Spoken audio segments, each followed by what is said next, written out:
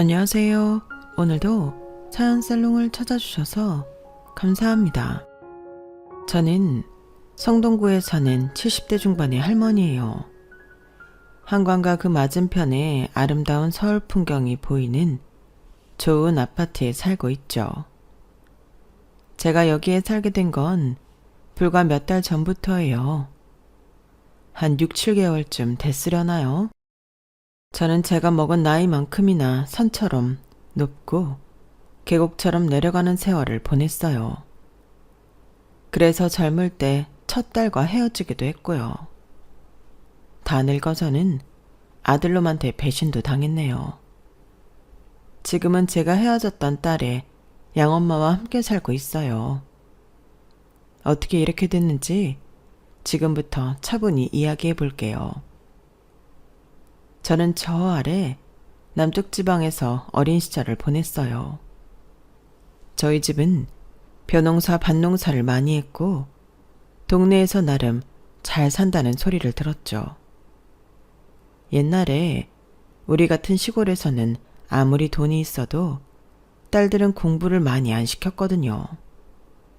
저희도 그랬어요. 저도 아빠가 학교 빠지고 밭일 도우라고 하면 꼼짝없이 그래야 했고요.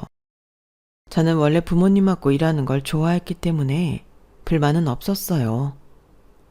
꼭 공부를 해서 고등학교에 가고 대학을 가고 뭔가 되어야 한다는 마음이 없었기 때문인지 제 생활을 당연하게 받아들였고 재미있었어요.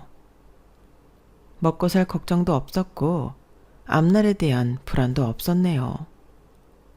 하지만 갑자기 엄마가 쓰러지시면서 저희 집 분위기는 확 바뀌었어요. 제가 막 고등학교를 졸업하고 얼마 안 되었을 때였거든요. 저는 대학에 갈 생각은 없었지만 당시에는 회사 격리가 될 수 있는 학원이 있어서 도시로 나가 그런 데에 들어가 볼까 싶었는데요. 저희 동네에서 같이 뛰놀고 자란 언니 한 명이 도시로 나가 몇 년 있더니 무슨 회사 격리가 됐다며 돌아왔는데 어찌나 세련되고 예뻐졌는지 너무 부럽더라고요. 그래서 나도 격리학원 보내달라고 아버지한테 조르고 있었을 때였어요. 하지만 엄마가 중병으로 쓰러지시면서 저는 엄마 옆에서 병수발을 들어야 했어요. 위로 3명의 오빠가 전부 도시로 나가서 살고 있었고 저와 여동생만 있었는데 여동생은 저랑 7살 차이가 나서 많이 어렸거든요. 제가 집안일도 하고 엄마 병간호도 했죠. 그걸 당연하게 생각했고요. 아버지는 엄마가 아프니 많이 속상해하시고 충격도 받으셨던 것 같아요. 어떻게든 엄마를 고쳐보려고 큰오빠가 있는 서울의 대학병원까지 가서 입원도 했지만 손 쓸 수가 없다는 말만 들었어요. 그래도 엄마는 제 옆에서 5년을 더 계시다가 하늘나라로 떠나셨어요. 엄마는 기운이 좀 있는 날에는 제 손을 꼭 붙잡고 이런 말씀을 하셨어요. 우리 경옥이 격리학원 갔어야 되는데 좋은 사람 만나 결혼해야 되는데 엄마 때문에 이러고 있어서 어쩌노. 에이, 왜 그래 갑자기. 그깟 격리학원이 뭐라고. 그때 잠깐 바람 불었던 거라 지금은 아무 생각 없어. 별로 가고 싶은 생각도 없고. 결혼은 엄마 다 낫고 건강해지고 하면 되지. 그러니까 얼른 기운 차리고 일어나. 아휴, 우리 착한 딸. 우리 경옥이 없었으면 엄마 어쩔 뻔했을꼬. 엄마는 눈가가 촉촉하게 젖어서 제 머리를 쓰다듬어 주셨어요. 아픈 엄마였지만 저는 그럴 때마다 마음이 안심이 되는 기분이 들었어요. 엄마가 보호해주고 있는 것 같은 편안한 말이에요. 그래서 2달 후 엄마가 돌아가셨을 때 얼마나 목 놓아 울었는지 몰라요. 아빠도 오빠들도 여동생들도 다 슬플 텐데 저를 달래고 위로하느라 바빴죠. 그때는 엄마 병명을 잘 몰랐는데 지금 생각해보니 암이었던 것 같아요. 지금처럼 의술이 발달했으면 더 오래 사셨을지도 모르는데 그런 생각을 하며 한도 끝도 없이 후회스럽고 시대 탓을 하게 되네요. 엄마가 돌아가시고 나니 저는 어느덧 26을 바라보고 있었어요. 아버지도 그제야 저 결혼 못 시켰다고 걱정이 대단하셨어요. 아이고, 내가 생각이 모자라 우리 경옥이 짝도 못 찾고 나이만 이렇게 먹었네. 내 진작에 마누라 말 듣고 경옥이 짝 물색할 걸. 미안하다 경옥아. 아버지가 눈앞의 것만 생각하느라 시간 가는 줄 몰랐다. 뭘요? 저도 결혼 생각 없었어요. 집신도 짝이 있다고 때 되면 다 하지 않겠어요? 야, 그런 말 마라. 네가 왜 집신이냐? 예쁜 꽃신이지. 오색수 넣은 예쁜 꽃신이 그런 말하는 거 아니다.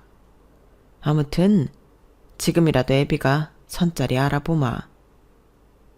그때 제 나이는 꽉 찼다고 시집 안 가냐는 독촉을 많이 들었어요. 30쯤 결혼하는 여자들도 있었지만 그렇게 많지 않았고 대부분 20 초반이나 25살까지는 다 결혼하는 분위기였거든요. 하지만 저는 개의치 않았어요. 그러다가 둘째 오빠가 어떻게 연결해서 한 사람을 만나게 됐어요. 실은 저도 안면이 있는 사람이었는데 그게 엄마가 다니던 읍내에 있는 병원 접수대에서 일하는 남자였어요. 저한테 상냥하게 잘해줘서 인상이 남았는데 나중에 알고 보니 남자 쪽에서 저를 소개해달라고 했다더라고요. 그게 둘째 오빠 귀에 들어갔고 다시 아버지한테 연락이 온 거였죠. 나이는 저보다 3살 위였고 친절하고 좋은 사람처럼 보였어요. 넉넉한 집안은 아니었지만 양쪽 집안이 다 두 사람 얼른 결혼시켜야 한다는 생각에 어떻게 얼렁뚱땅 결혼을 하게 됐어요. 남편은 병원에서 볼 때에도 결혼할 때에도 좋은 사람이었어서 저는 그걸로 만족했네요. 하지만 친정아버지가 돌아가신 후부터 변하기 시작했어요. 병원 원무과로 승진해 일하는 걸로 만족하던 사람이 무슨 개발 사업을 한다며 돈 타령을 했는데요. 그게 제가 친정에서 받은 유산을 내놓으라는 소리였어요. 결혼하고 1년이 좀 지났을 때였어요. 당시만 해도 지금보다 더 문서 조작이 쉽고 도장 같은 거 진위를 가리는 게 어려운 때였고 남편은 제 주민증과 땅 문서를 들고 나가서 지 멋대로 서류를 조작해 공동 명의인 양 꾸며서 제 도장과 남편 도장을 찍어서 팔아먹었어요. 화가 나서 뭐라고 해도 귓등으로 듣는 척도 안 했어요. 당시 제가 임신 한 7개월쯤이었는데 한마디로 아이까지 가진 여자는 자기가 무슨 일을 해도 아무것도 못할 거라는 자신감이 있었던 거죠. 그런 시대이기도 했고요. 남편은 사업 핑계로 사람들을 만나 술자리를 갖고 집에 늦게 들어오기 일쑤였어요. 당연히 임산부인 저에 대한 배려는 없었고요. 돈 쓰는 걸 직접 본 적은 없지만 하고 다니는 모양새만 봐도 돈을 물 쓰듯이 펑펑 쓴다는 걸 알겠더라고요. 남편이 그렇게 제가 친정에서 받은 유산을 꽤나 많이 써버렸고 저는 딸아이를 낳고 몸조리를 할 때였는데 아무래도 안 되겠다는 생각이 들더군요. 저는 결혼할 때 친정에서 마련해준 폐물들을 몰래 감춰놨어요. 살림하며 한 푼 두 푼 돈을 모아뒀던 통장도요. 그건 말 그대로 비상금이었기 때문에 남편이 더 이상 벌어오는 돈이 없으면 그걸 써야 했죠. 하지만 남편은 집안 사정은 아랑곳 없이 몸조리하는 저에게 돈을 내놓으라고 행패를 부렸어요. 돈이 없다고 하니 아주 당연하다는 듯 폐물을 달라고 하더군요. 그건 못 줘.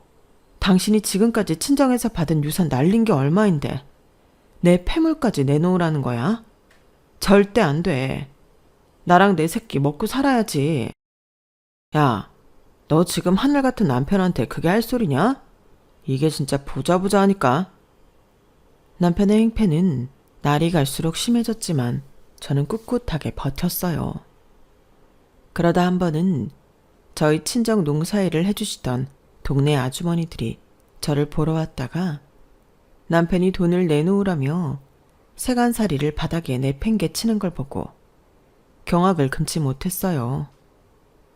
저희 집안은 동네에서 평이 좋았고 다들 사이좋게 지냈기 때문에 아주머니들은 남편 보고 한마디씩 다 했죠. 어떻게 아이 막 낳은 부인한테 그럴 수 있냐고요.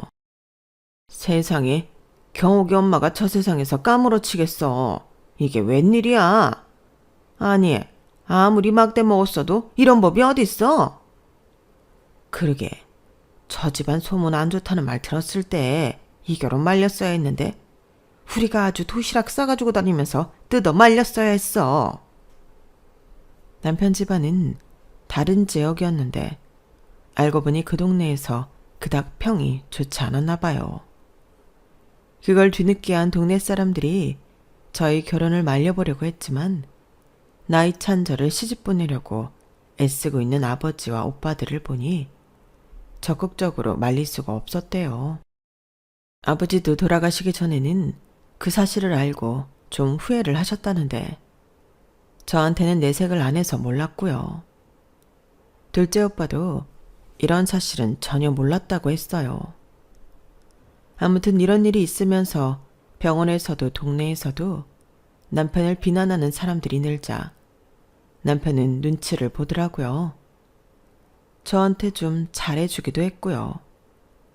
그제야 딸아이 이름도 지었어요.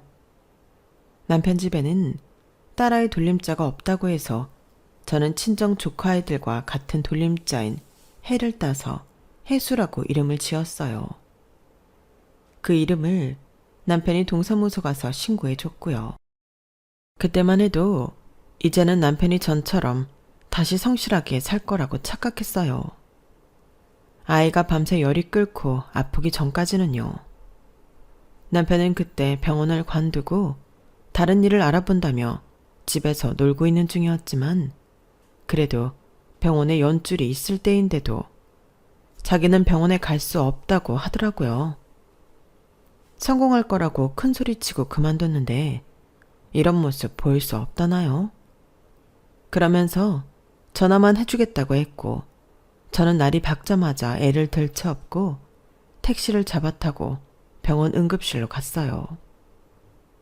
의사는 딸아이가 아기들이 걸리는 폐렴 증세라며 긴급처치에 들어갔어요. 입원실에서 조그만 아이가 링거를 맞으며 쌕쌕거리는 게 어찌나 마음이 아프던지 저는 계속 눈물바다였죠. 아이는 그날 하루 꼬박 고비였고 저는 아이 옆을 지키느라 집이랑 남편은 안중에도 없었어요. 그리고 다음날 점심시간쯤이 돼서야 아이가 열도 내리고 진정이 됐는데 그 전에 집에 왔던 아주머니가 황급히 저를 찾아왔더라고요. 아유, 경호가 네 집 가봐라. 큰일 났다. 나는 김치 담은 거 좀 주려고 갔다가 깜짝 놀랐잖아. 집이 다 뒤집혀서 난장판이고 네 신랑 집은 보이지도 않는다. 없어졌어. 아주머니는 김치를 주려고 왔다가 집이 난리 난 걸 보고 저를 찾았고 이웃한테서 아이가 아파 여기 병원에 왔다는 말을 들었다고 했어요. 저는 아주머니한테 아이 좀 봐달라고 부탁하고 황급히 집에 왔죠. 아주머니 말대로 집은 아수라장이 돼서 제대로 된 살림살이를 찾아보기도 힘들 지경이었어요. 그릇이니 컵이니 다 박살내놓고 제 화장대 거울까지 깨져 있더라고요. 남편은 제가 꽁꽁 숨겨놓은 개인 금고에서 폐물을 전부 가지고 사라졌어요. 전날 병원에 가기 창피하다고 전화만 해주겠다고 했던 게을러 보이고 짜증난 얼굴이 남편의 마지막 모습이었어요. 저는 망연자실해서 그 자리에 털썩 주저앉았어요. 정말 막막하더라고요. 그래도 아이와 살아야 했기에 힘을 냈는데 딸이 퇴원한 후 알게 된 충격적인 사실이 있었어요. 남편이 집까지 저당 잡혀서 돈을 해먹고 도망갔다는 거였죠. 결국 집은 빚쟁이들한테 넘어갔고 저는 집에 남은 것들 중 그래도 돈이 되는 것들을 모아 팔았어요. 더 이상 그곳에 있을 수 없어서 저는 둘째 오빠가 있는 대도시로 갔어요. 거기서 오빠가 소개시켜준 시장통 식당에서 일을 하게 됐죠. 둘째 오빠는 자기 때문에 제가 이상한 사람 만나 고생하게 됐다고 미안해 했어요. 저는 그러지 말라고 했고요. 어떻게 사람이 남의 속마음 본성까지 다 알 수 있겠어요. 오빠 잘못이 아니니 그러지 말라고만 했네요. 거기서 저는 딸이 5살 생일이 될 때까지 일을 했어요. 오빠들은 저를 도와주고 싶어 했지만 정말이지 힘든 일이 한꺼번에 온다고 이상하게 저희 오빠들도 다 하는 일이 안 되고 고생스러울 때였어요. 막내 오빠는 하다 안 돼서 해외로 이민까지 가버렸어요. 거기에 가서 뭐라도 해먹으며 살겠다고요.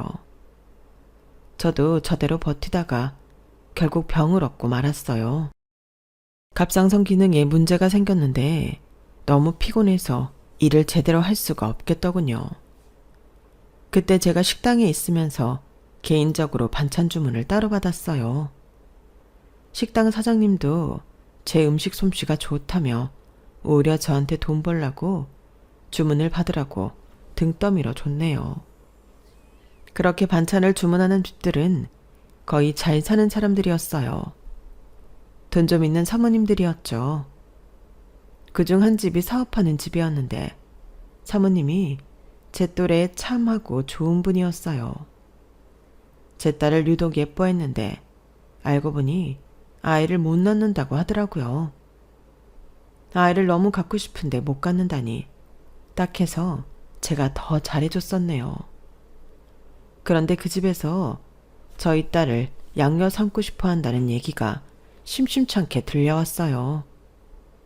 저는 그런 일은 절대 있을 수 없다고 잘라 말했고 그 뒤로 그 사모님과 만나지 않고 있었어요. 저는 몸이 너무 안 좋아서 일을 할 수도 없었고 한국에 있는 두 오빠는 저를 도울 형편이 안 됐어요. 여동생도 좀 먼 데로 시집가서 보기가 힘들었죠. 정말 온 집안이 가장 힘든 시기였네요. 그때 그 사모님이 집에 누워있는 저를 찾아와서 설득했어요. 제가 혜수를 정말 예뻐하고 좋아해요. 나한테 이런 딸이 있으면 얼마나 좋을까 항상 생각해요. 경옥씨, 제가 혜수 정말 잘 키울게요. 혜수가 좋은 옷 입고 하고 싶은 거 다 하면서 잘하는 게 좋지 않겠어요? 네?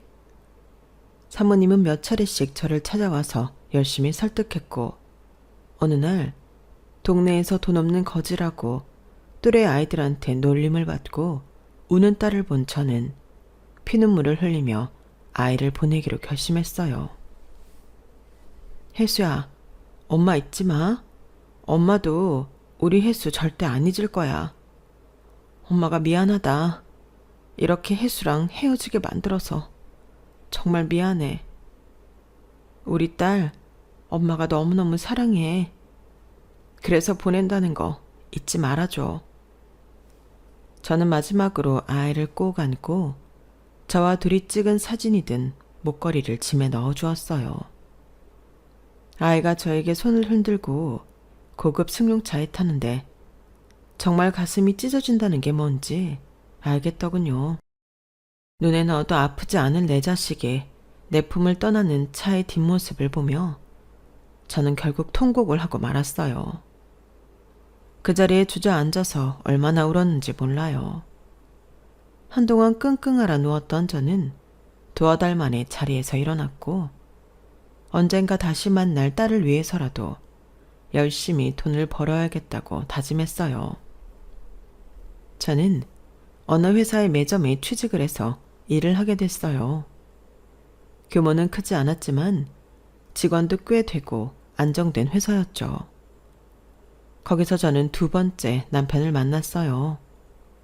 그 사람은 회사 부사장이었는데 항상 제일 먼저 출근하고 제일 늦게 가는 저하고 출퇴근 시간이 겹칠 때가 많아서 자주 인사를 하다가 가까워졌어요.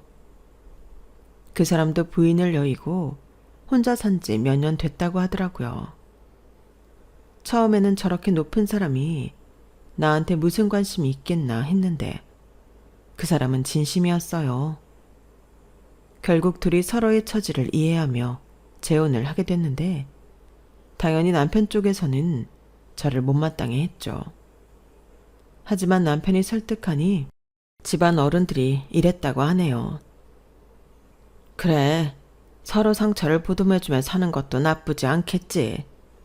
네 나이에 이제 와서 뭘 따지겠니? 우리가 간섭하는 것도 좀 우습다. 모쪼록 둘이 오붓하게 잘 살아라.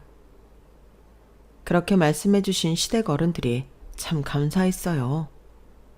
결혼하고도 저한테 별로 싫은 티도 안 냈고요. 남편도 제가 딸을 어쩔 수 없이 떼어 보내야 했던 걸 알고 있었기 때문에 딸부터 찾으라고 했어요. 저는 부랴부랴 전에 살던 곳으로 돌아가 그 사모님 댁을 찾았는데요. 그 사람들은 이미 거기를 떠나고 없었어요. 당연히 딸도 없었고요. 겨우 수소문을 해서 그 집 친척을 찾았는데 정말 놀라운 말을 하더라고요. 그 집 미국 갔어요, 이민이요. 여기 완전 뜬 거예요. 딸내미가 피아노를 되게 잘 쳤거든요. 그래서 그 딸 제대로 가르치겠다고 여기 생활 다 정리하고 떠난 지 좀 됐는데 내가 혹시라도 연락받게 되면 전달해 줄게요. 너무 황망해서 무슨 정신으로 집에 돌아왔는지 기억이 안 나요. 집에 간 저는 남편을 보자마자 붙잡고 어린애처럼 엉엉 통곡했어요. 사정을 알게 된 남편도 너무 안타까워하면서도 저를 위로했죠. 그래도 혜수가 더 좋은 환경에 공부하러 간 거잖아. 잘 되려고 간 거니까 너무 마음 아파하지 마. 우리 잘 살고 있으면 언제든 혜수 만날 수 있잖아. 그 친척분이 연락 오면 전해준댔잖아. 우리 희망을 갖고 살자고. 남편 말이 맞았어요. 아이는 더 좋은 데에서 잘 되려고 갔으니 제가 못 본다고, 아니 만남이 늦어진다고 슬퍼만 할 일이 아니었죠. 저는 해줄 수 없었던 걸 그 집에서 해주고 있는데 감사해야 할 일이었죠. 저는 좋은 쪽으로 생각하며 매일 딸이 건강히 무사히 잘 지내기만을 빌었어요. 그러는 사이 저도 아이를 갖게 되었고 아들을 낳았네요. 30이 훌쩍 넘은 나이라 그때로 치면 노산에 속했지만 아이도 탈 없이 건강하게 태어났고 저도 특별히 나쁜 곳이 없었어요. 남편은 그때 친구네 의료기기 회사로 옮겨 이사로 있었는데요. 어찌나 좋아하는지 회사 직원 전부한테 아들 태어났다고 선물을 했어요. 남편과 전부인 사이에서 자식이 없어서인지 시댁 어른들이 굉장히 좋아했고 저한테도 선물을 많이 보내주셨어요. 첫 딸이 태어났을 때에는 친정 외에 축하 인사도 제대로 받지 못했어서 나한테 이런 일이 있을 수 있다는 게 얼떨떨하고 신기했어요. 한편으로는 이만큼 축하받지 못했던 딸 생각에 좀 울적해지기도 했고요. 아들을 키우면서 저는 더더욱 속으로 딸이 잘 지내기를 기도하게 됐어요. 딸의 소식은 계속 들을 수 없었는데 저희도 한번 이사를 하고 근 친척도 다른 지역으로 가버리면서 연결이 되지 않았거든요. 그저 어쩔 수 없이 모든 걸 하늘에 맡기는 심정으로 살았어요. 아들은 고등학교 때까지는 잘 자라줬어요. 하지만 대학에 들어가서부터 좀 이상한 친구들과 어울리는가 싶더니 학점도 안 따고 계속 학사 경고를 받더라고요. 남편과 제가 무슨 말을 해도 소용이 없었어요. 아, 진짜. 내가 고등학교 때까지 꼭두각시처럼 하라는 대로 했으면 됐지. 뭘 더 바라는 거야. 이제 내 맘대로 살 거야. 나도 다 컸잖아. 성인이라고. 집안 백만 믿고 흥청망청 사는 친구들과 어울리던 아들은 결국 학교에서 퇴학당했고 어쩌다 구한 일자리도 잘리기 일쑤였어요. 결국은 남편 회사 공장에 부사장 직위를 주고 앉혀놨는데요. 거기서 아들은 기계 오작동 사고를 내고는 집에서 저와 남편의 통장에 돈을 훔쳐 어디론가 잠적해버렸어요. 찾으려고 해도 전혀 연락이 되질 않았죠. 남편은 그 일로 충격을 받아 건강이 악화됐고 1년도 되지 않아 은퇴해야 했어요. 남편은 자기가 너무 아들을 오냐오냐 해준 것 같다며 깊은 후회를 했네요. 늦게 얻은 외동아들이라서 남편뿐 아니고 온 집안 식구가 그의 말이라면 벌벌 떨었던 게 사실이에요. 그게 어디 당신 탓만이겠어. 나도 성태 때문에 해달라는 대로 다 해줬잖아. 너무 자책하면 몸에 더 안 좋아. 그러지 마. 남편은 그러고 2년을 더 살았는데 당시 신장이 너무 나빠져서 계속 투석을 해야 할 정도로 힘들었어요. 남편이 저 세상으로 가고 나서 더 기막힌 일이 벌어졌는데 그때 상당했다고 겨우 연락을 한 아들놈이 장례를 치르자마자 저한테 남은 아파트까지 팔아먹고 다시 사라진 거였어요. 정말 인생이 너무나 더덥고 허무하더라고요. 삶의 끝이 이런 건가 싶어 나쁜 생각도 해봤지만 그러면 먼저 간 남편 볼 면목이 없을 것 같아 이를 악물고 살아야 했죠. 저는 여동생 가족의 도움으로 경기도권의 방 하나짜리 작은 빌라에 들어갈 수 있었어요. 거기서 첫날 밤에 자려고 누웠는데 잠은 오지 않고 지나온 시간들만 떠오르더라고요. 전 남편이 재산을 다 털어먹고 어디론가 잠적해버리고 이제는 제 아들놈이 똑같은 짓을 했다는 게 무슨 영화 같기도 하고 꿈을 꾸는 게 아닌가 싶더군요. 그러면서 헤어진 딸이 더 보고 싶어졌어요. 어딘가에서 딸아이는 잘 살고 있을 거라는 희망 하나를 놓지 않으려고 애썼죠. 그 힘으로 저는 여동생이 운영하는 식당에 가서 카운터를 보게 됐어요. 여동생 남편이 하는 식당이었는데 제법 자리를 잘 잡았고 손님이 많아서 그 지역에서는 좀 유명했어요. 덕분에 제가 먹고 살 수 있어서 너무 감사했고요. 그러면서 저는 딸아이에 대해 알아보려 무진 애를 썼어요. 하지만 좀처럼 딸이 입양을 간 집안 식구들을 찾을 수가 없었고 시간만 더덥실렀어요. 3년 정도 지나니 이제는 다 포기해야 하나 싶은 생각이 들더라고요. 어느 날 아침 일어나서 거울을 보는데 거울 속에는 바짝 마르고 쭈글쭈글해진 늙은 여자가 있더군요. 저도 모르게 한숨이 나왔어요. 에휴, 그래, 다 포기하자. 어디선가 잘 살고 있겠지. 무소식이 희소식이라잖아. 성태도 어디선가 잘 살고 있을 거고 혜수는 정말 잘 됐을 거야. 이제 그만 다 놓아버리자, 경호가. 그렇게 마음을 다 놓고 한 일주일쯤 지났을 때였어요. 여느 때처럼 식당에 출근을 했는데 식장 앞에 웬 중년의 여자가 서성대고 있더라고요. 어딘가 모르게 세련되고 우아한 여자였어요. 아직 오픈 전인 식당을 자꾸 기웃거리길래 시작하기를 기다리나 싶어 다가갔죠. 아직 식당이 열려면 2시간은 있어야 돼요.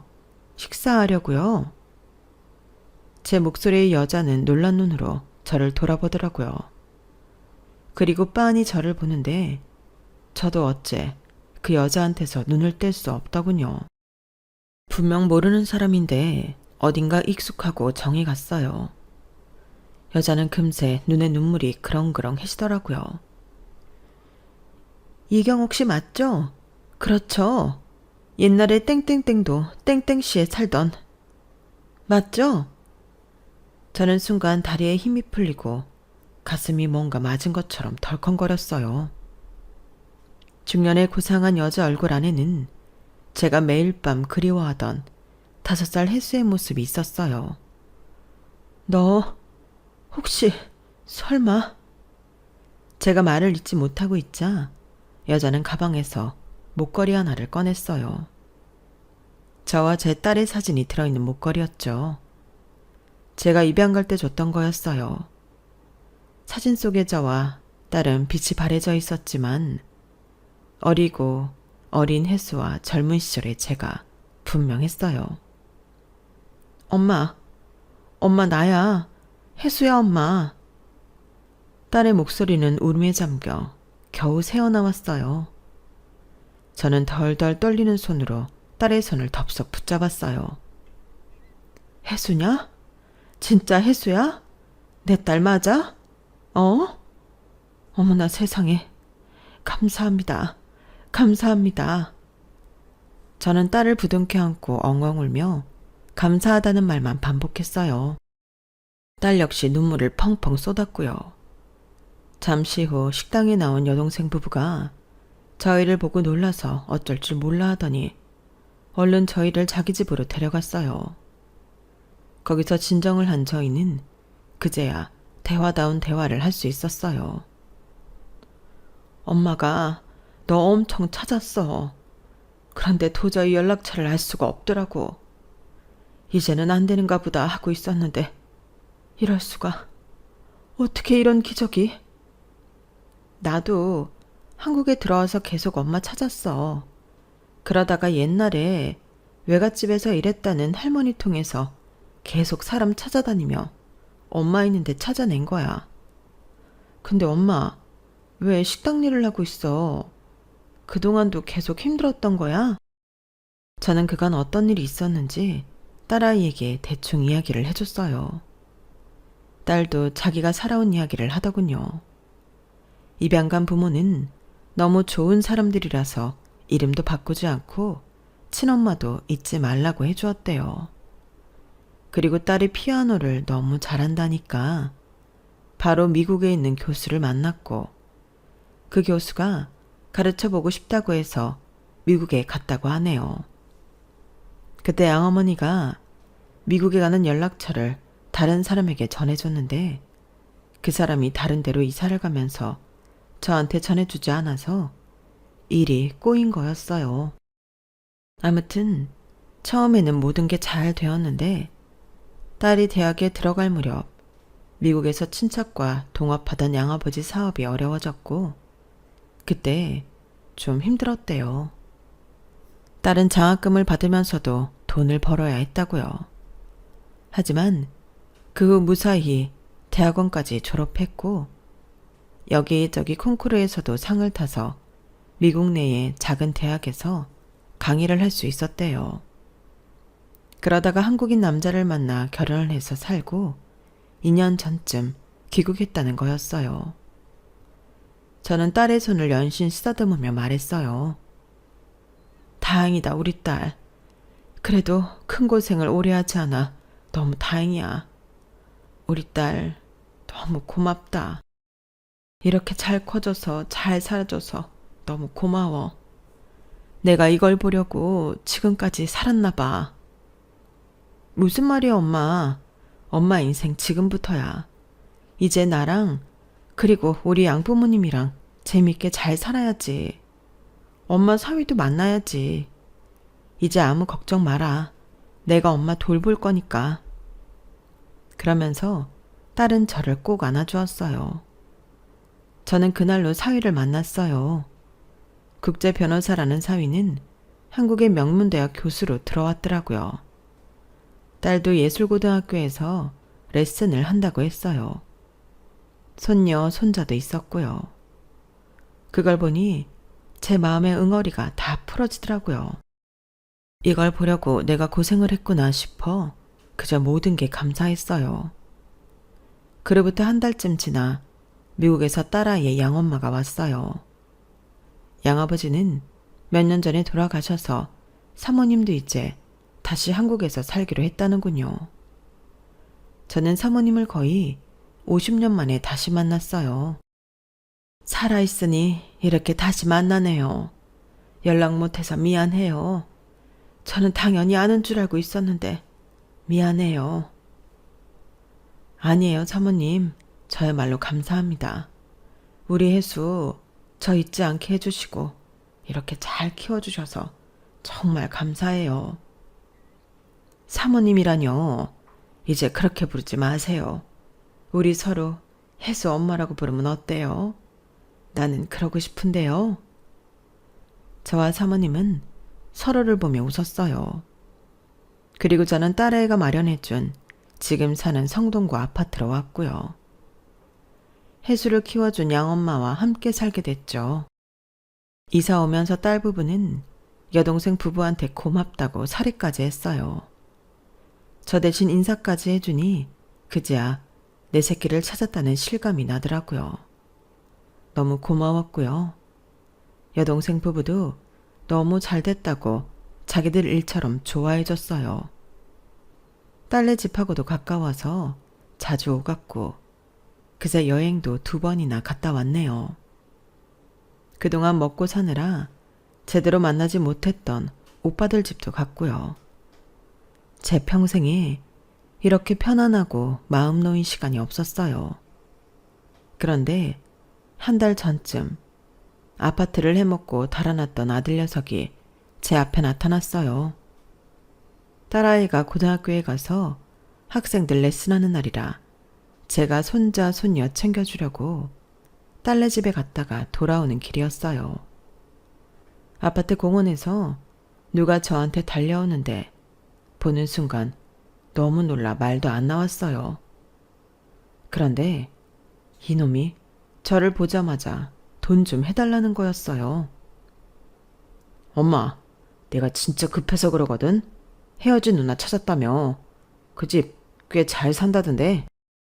매형이 국제 변호사에 대학 교수면 돈 많을 거 아니야. 엄마한테 뭘 좀 해줬을 텐데. 그거 나 좀 주라. 어? 내가 진짜 더는 돈 빌릴 데가 없어서 그래. 내가 진짜 잘하려고 했는데 요즘 경제가 너무 바닥이잖아. 그러니까 버틸 수가 없더라고. 나도 엄마한테 그렇게까지 하고 떠나기 싫었는데 진짜 잘 돼서 다시 나타나려고 했어. 다 갚아주려고 했어. 그러니까 돈 좀 해줘. 혹시 엄마한테 없으면 누나한테 얘기 좀 해줘. 어? 너 나를 나 몰라라고 아파트까지 팔아먹고 연락도 다 차단하고 찾지도 못하게 해놓고 내가 여기 있는 건 어떻게 한 거야?